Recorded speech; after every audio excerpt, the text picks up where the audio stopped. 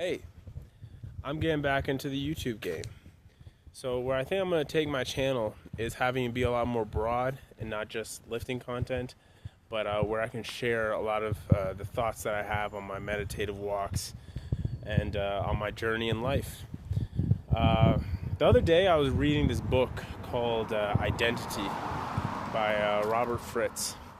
And while he juxtaposes a lot of different ideas in the books, the one that's, I think, the most strongest and poignant is this idea that a lot of people get stuck in their lives, oscillating between their goals and objectives and how they feel themselves to be. And he goes into some of the problems with the self-help and self-development camp. You can think of like a lot of self-help books, Mark Manson, even Goggins to an extent. Although I like Goggins, and how a lot of them are basing their content on like how people feel, feel about themselves, and I think he does a really good job of like critiquing that from a point of like, as long as you frame your life story as an identity, as like this is who I am going to become, you're going to be riddled by the opposite tension and the opposite pull, which is like, oh, but I really feel that I'm unworthy and I feel that I'm a crappy human being, or whatever. I feel my nose is too big or too small, or like my chest is too small or something like that. And so you're going to have this internalized feeling about yourself, or introjected feeling from yourself, that maybe you got from society, from people around you, or you just always felt like that. And that's really going to be the thing that sets up your ideal. Your ideal is going to be the opposite of that. And so now you're sort of stuck on this roller coaster of like, even as you move forward and you become that thing, the introjected feeling is going to tell you more and more that you're actually worthless. And he says the way out of this rut, which is the very reason that people aren't creative with their lives and they're not ingenuitive, is to start thinking about your life more as a creative process, and stop rooting yourself in identical questions, and start rooting yourself in like, this is a very tangible outcome, something that I desire to create, because once you do that, you can see like the place that you're headed, say this pedestrian sign over there, right? And you can use your current standpoint as the starting point to reach that, right? It's the difference between saying, I am going to become a doctor, and I want to enter medical school, right? One of them is a question, like something rooted in an identity, and it's a lot more vague. Like, what does it mean to become a doctor? Like, what sort of doctor? Are you going to be a neurologist? Are you going to be a psychologist? Are you going to be, like, those are all fields of medicine, right? As opposed to, I have now this thing that I want to do. Or, if you're more creatively inclined, that I want to create and bring into this world. And I think this is very useful for people who have gotten in the rut of like going back and forth on life decisions, right? Because like once you know what it is that you want to bring into this world, what it is that you want to create, it becomes a lot more easier to say like, okay, well, it doesn't matter where I fail or where I misstep in this world, because I'm just going to get right back on track and keep heading in that direction. And I feel this certain way about myself too, because for the longest time I had this broad idea of like, I'm going to become a writer or a poet, or when I was a kid, I'm going to become an NBA player, or I am a bodybuilder, right? These more identity-like statements. And while I somewhat disagree with his perspective in that book, Robert Fritz, that identity plays no role in your life, in what you're actually going to accomplish in life, because he says you can never really know who you are anyhow, so don't bother with the existential question that's going to cause you anxiety. I do think that if you overly root yourself in questions of who am I, you can often miss the forest for the trees, and become derailed from actually creating who you are, which in a way is the answer to the existential question.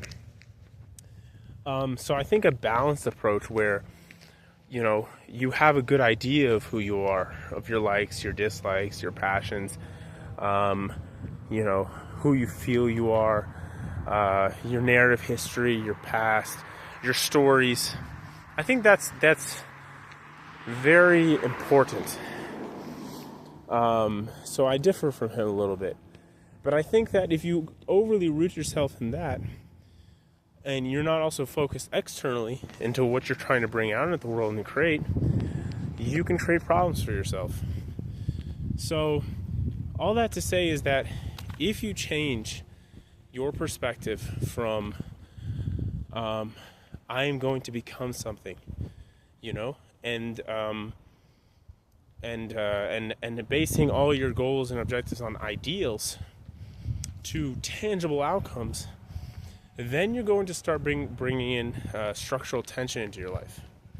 What is structural tension?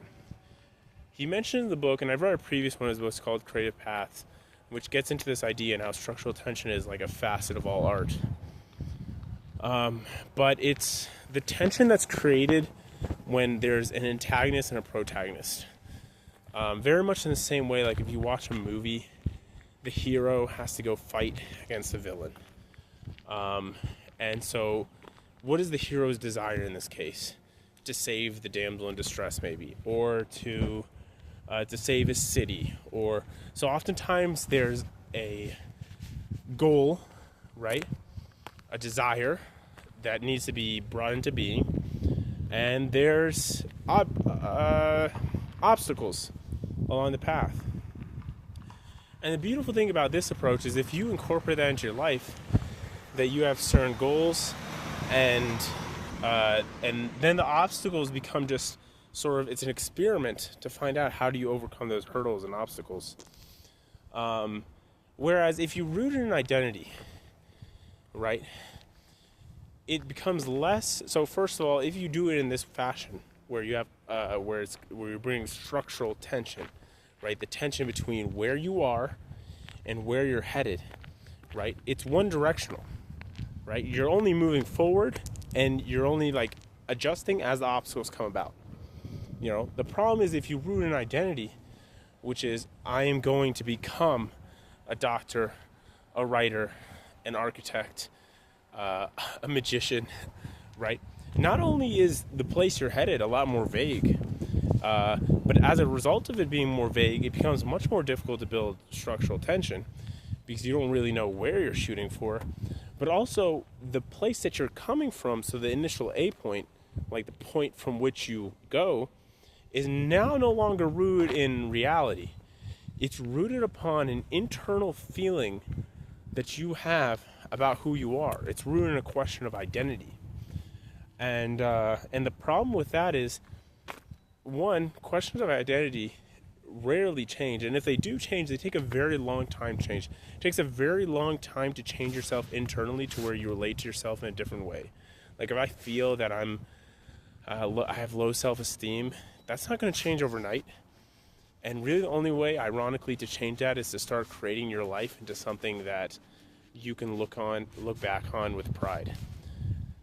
And unfortunately, if you interject that feeling and you base your life on that feeling, so let's say I have low self-esteem, therefore I need to do things to build my self-esteem, you're actually just going to reaffirm that feeling more for yourself, which he gets into. So if you build your life in that pattern, right, your structural tension then becomes between an ideal and becomes between the ideal that you have and the introjected feeling, right? The feeling about yourself.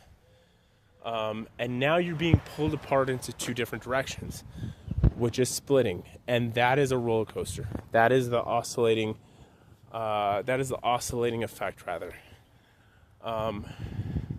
So I think, I think I'm going to go back this way.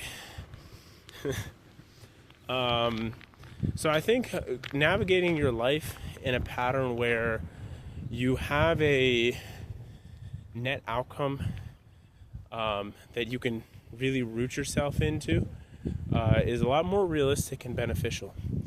And I can think about this on one level. Let's say you have a place that you want to move, right?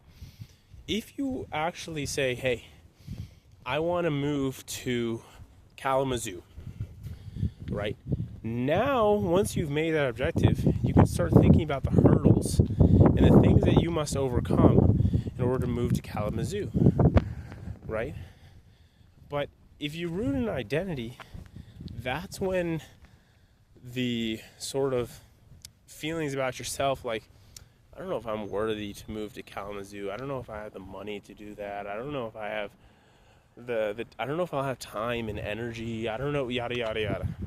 You see how that could be, and you can see how that can be problematic for someone who's trying to build their life. For somebody who's trying to literally turn their life into like a movie or an empire or something like this.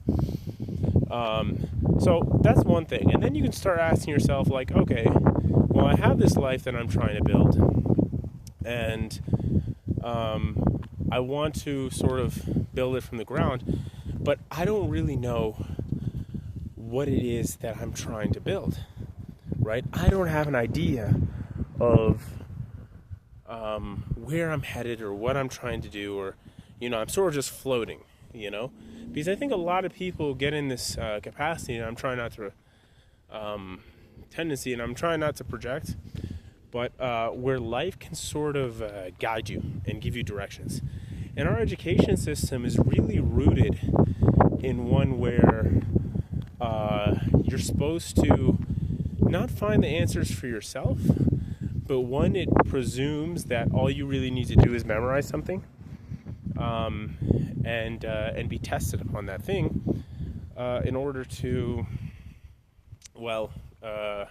get the right answers, right? As if the right answers weren't already inside of you, and you're supposed to go inside and figure those things out for yourself. So we don't really teach people how to linger on questions and find answers for themselves. So if you have that approach, like, okay, maybe I don't know where I'm headed. Maybe I struggle with figuring that out for myself. Maybe I struggle with decision making. Then it seems to me like the next step is, okay, well, let me figure that out, right? And I think most people, if they sat with themselves just for a little bit, just like this walk that I'm going on, which it's a beautiful day. It's a little windy for my taste, but I love spring. It seems like we're getting a little hint of spring already, which is kind of surprising. If you sat with yourself for a little bit, and you're like, what are things that I desire? Like, leave out all the feelings, all the things about whether you can or can't. And just be like, what do you desire? Now, let's say, oh, you know what? I desire to play in an NBA game. Okay, well, calm down, buddy. That might be a little out of your scope, a little out of your league, But that doesn't mean that there's not something there that it might be a lot more feasible for you and where you're at, right? Because while it might be impossible for you to go play in the NBA, it might not be impossible to say, you know what? I want to play in the rec AUC team. I don't know, whatever basketball team that they have for people in your age, right? And then that's where you build momentum. And I think momentum is a very important point here, because it's like, as you begin to make these decisions for yourself, as you begin to create a reality for yourself, you start to build momentum in your life. It's like you accomplish one thing, then all of a sudden another door opens up, then all of a sudden you made some connections, then all of a sudden you're over here, you're over there, and all of a sudden you are like a power force in your own life. And I think these are sort of just some important points I had on this topic to synthesize. Start building structural tension in your life. Start having tangible outcomes, desires, things that you can what you desire to create and things that you can create for yourself, and start working towards those instead of working towards ideals or broader things that are really based on how you feel, right? I think that's going to be a much more creative way to look at life. I'll leave you guys with that. I hope some of this was helpful, and I'll catch you guys soon.